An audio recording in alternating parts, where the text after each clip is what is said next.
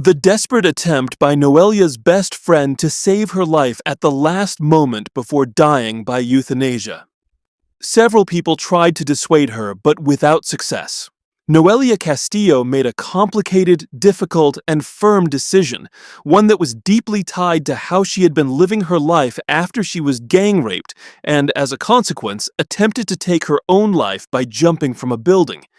She survived the fall, but was left paraplegic, which made her life extremely challenging, and she decided that she did not want to continue living that way. For that reason, she made the difficult decision to undergo euthanasia. The moment arrived this past Thursday, March 26, 2026, when the procedure was carried out at a hospital in Barcelona. In response, her relatives and friends, as well as various associations, tried to prevent it by attempting to convince her not to go through with it. However, she remained firm in her decision. Even when the time came for the medication that would end her life to be administered, she chose to be alone, not wanting her mother to accompany her.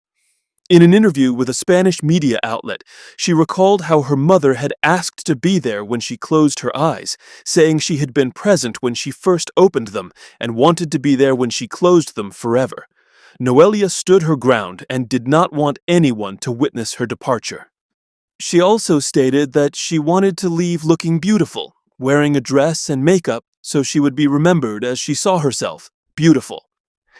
Noelia Castillo's childhood friend begs her not to go through with euthanasia. Carla Rodriguez, who had been Noelia's best friend since childhood, pleaded with hospital security to allow her to enter and see her friend in an effort to persuade her to abandon the plan. However, law enforcement officers denied her access despite her desperate pleas, refusing to listen. "I wanted to try to convince her to change her mind," Rodriguez, who was with her 6-year-old daughter, bawled. Despite the distance, as soon as she learned of her friend's decision, she rushed to the hospital, determined to stop her from going through with euthanasia. "Noelia has been through so much, so very much," Carla said. It is worth recalling that since 2022, she had been confined to a wheelchair after jumping from a 5th-floor window. The severe depression caused by the assault she endured led her to take those measures. In Spain, assisted death has been legal since 2021, and for Noelia, the procedure was authorized in 2024. "I want to go now and stop suffering, period," Castilla said in an interview on Wednesday with the Spanish Antena 3 program Y Ahora Son Soles. "None of my family is in favor of euthanasia, but what about all the pain I've suffered during all these years? I don't feel like doing anything, not going out, not eating. Sleeping is very difficult, and I have back and leg pain. I've told them how I want it to be. I want to die looking beautiful." Noelia Castillo.